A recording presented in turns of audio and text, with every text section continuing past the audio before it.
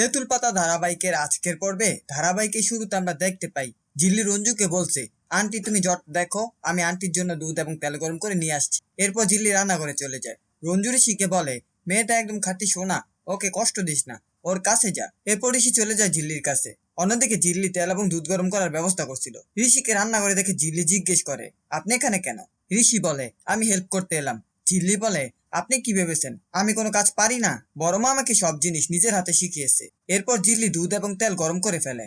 দুধটা ঢালার জন্য গ্লাস আনতে যাবে, তখন ঋষি তাকে আটকে দেয় এবং বলে, তোমাকে অনেক ধন্যবাদ আমার পরিবারের পাশে এভাবে থাকার জন্য।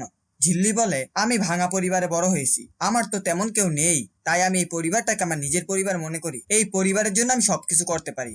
এরপর ঝিল্লি দুধ এবং তেল নিয়ে চলে যায়। তখন ঋষিকে ডক্টর ফোন করে ডাকে এবং ঋষিও চলে যায়। অন্যদিকে খেয়ালি হাতের বাঁধন খোলার চেষ্টা করছিল, কিন্তু পারছিল না। তখন ঝিল্লিকে দেখে বলে, তুমি কিছুতেই চুমকিকে খুঁজে বের করতে পারবে না। ঝিল্লি বলে, তুমি ওই আশাতেই বসে থাকো, একবার শুধু আন্টিকে সুস্থ হতে দাও, তারপর দেখো আমি তোমার কি করি। খেয়ালি বলে, তোমার আন্টি সুস্থ হবে নাকি মারা যাবে সেটা দেখো। একথা শুনে ঝিল্লি অনেক রেগে যায় এবং বলে, এসব কথা বললে আমি তোমার গায়ে গরম তেল এবং দুধ ঢেলে দিব। পরবর্তী সিনে আমাদের ঋষির মায়ের কাছে দেখানো হয়। ঝিল্লি তাকে দুধ খাওয়ানোর চেষ্টা করছিল, কিন্তু সে খেতে চাইছিল না। তখন ঝিল্লি বলে, তুমি না খেলে কি করে সুস্থ হবে? তোমাকে তো খেতে হবে, সুস্থ হতে হবে। এরপর সে চামচ দিয়ে দুধ খাইয়ে দেয় এবং খাবার খাওয়া শেষ হলে ওষুধ খাইয়ে দেয়, এমনকি নিজের হাতে গরম তেল পায়ে মালিশ করে দেয়। এটা দেখে রঞ্জু অনেক অবাক হয়ে যায়। পরবর্তী সিনে আমাদের পরের দিনে সকালের দৃশ্য দেখানো হয়। ঋষির মায়ের জ্ঞান ফিরে আসে। তখন সে ঋষি এবং ঝিল্লিকে ডাকতে থাকে। ঝিল্লি পাশে ঘুমিয়েছিল। তখন সে জেগে ওঠে এবং ঋষির মায়ের সাথে কথা বলতে থাকে। ঋষি এসে বলে, জ্বরটা কমেছে? তখন ঝিল্লি চেক করে দেখে জ্বরটা এখন নেই। রঞ্জু বলে, এই সবকিছু হয়েছে ঝিল্লির জন্য। জানো তুমি আজ বৌদি, সে আমাদের কিছু করতে দেয়নি, সে একা হাতে সারা রাত জেগে তোমার সেবা করেছে। রঞ্জু বলে, তোমার কেমন লাগলো এবার বলো। ঋষির মা বলে, আমি তো বুঝতেই পারিনি আমার কাছে কে আছে, আমার রঞ্জা নাকি অন্য কেউ। আমার তো মনে হচ্ছিল আমার কাছে রঞ্জা এসেছে। একথা শুনে তো সকলেই অবাক হয়ে যায় এবং ঝিল্লি ইমোশনাল হয়ে যায়। ঝিল্লি বলে, তোমরা থাকো, আমি তোমাদের জন্য চা করে আনি। কিন্তু ঋষির মা তার হাত ধরে বলে, তুমি আমাকে ক্ষমা করে দাও। ঝিল্লি বলে, তুমি আমাকে ক্ষমা করে দাও, আমার জন্যই তোমাদের এ বাড়িতে তো কষ্ট সহ্য করতে হলো।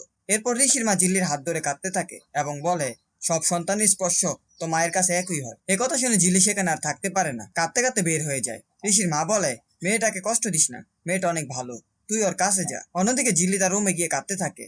তখন সেখানে ঋষি আসে। ঋষিকে দেখে ঝিল্লি জড়িয়ে ধরে কাঁদে। ঝিল্লি বলে, আজানটি তার মুখে রঞ্জা দিদি এবং আমার নাম নিয়েছে, আমি এতটা আশা করিনি কখনো। এই সব কিছু হয়েছে আপনার জন্য, থ্যাংক ইউ আপনাকে, আমার এর থেকে বেশি কিছু চাওয়ার নেই। ঋষি মনে মনে বলে, কারো চাওয়া কি এত কম হতে পারে? তুমি সত্যিই সবার থেকে অনেক আলাদা। এরপর ঋষি বলে, আমি রিজুকে ফোন করেছিলাম এবং তাকে সবটা বলেছি, সে বাতাবি বস্তিতে যাবে বলেছে। ঝিল্লি বলে, ঠিক আছে, আমি রিঙ্কিকে ফোন করছি। এরপর ঝিল্লি রিস্কিকে ফোন করে এবং বলে, যা করবে খুব সাবধানে, আর মেকআপটা ভালো করে করবে যাতে কেউ বুঝতে না পারে। এরপর সেখানে অমিত চলে আসে এবং রিস্কি অমিতের হাতে ফোন দেখে বলে, শিলকাটা সেটাও আপনাকে ফোন দেখতে হচ্ছে? অমিত বলে, কিছু মিশনে গেলে আগে থেকেই টেকনিক শিখে রাখতে হয়। এরপর অমিত খেয়াল করে রিঙ্কি সাজ অতিরিক্ত হয়ে গেছে, পারফেক্ট হয়নি কাগজ কুড়ুনি হিসেবে। সে রিঙ্কি চুলগুলো এলোমেলো করে দেয়। এরপর সেখানে বড়মা চলে আসে এবং ওদের দেখে বাইরের লোক ভেবে বের হয়ে যেতে বলে এবং চিৎকার করে রিঙ্কিকে ডাকতে থাকে। রিঙ্কি বলে, আমি এই তো এখানে। রিঙ্কিকে এবং অমিতকে দেখে বড়মা তো পুরোই অবাক হয়ে যায় এবং বলে, তোরা পারিস? এরপর রিঙ্কি ঝিল্লিকে ভিডিও কল দিয়ে তাদের সাজ দেখায়। ঝিল্লি বলে, একদম ঠিক আছে, কিন্তু যে করে হোক চুমকিকে খুঁজে বের করতেই হবে। শেষ দিন আমরা দেখতে পাই অমিত এবং রিঙ্কি বাতাবি বস্তিতে গেছে চুমকিকে খোঁজার জন্য। অমিত শিলকাটা বলে হাঁক দিচ্ছিল লোকজনদের এবং রিঙ্কি বোতল কুড়াচ্ছিল। অমিত বলে, আমার মনে হয় এখান থেকে আমরা কোনো না কোনো একটা খবর পেয়ে যাব। এরপর রিস্কি বলে, রঞ্জু দাদা আসার কথা ছিল, কিন্তু সে তো এখন আসলো না, একদম টাইম সেন্স নেই। এরপর সেখানে ছদ্মবেশী রিজু এসে ধাক্কা দেয়। রিস্কি অমিতকে বলে, আমাকে ধাক্কা দিচ্ছে, আপনি কিছু বলছেন না? এরপর অমিত এবং রিস্কি ছদ্মবেশী রঞ্জুকে প্রশ্ন করার জন্য এগিয়ে গিয়ে দেখে এটা রঞ্জু। রঞ্জুকে এরকম ছদ্মবেশ দেখে রিস্কি এবং অমিত তো পুরোই অবাক হয়ে যায়।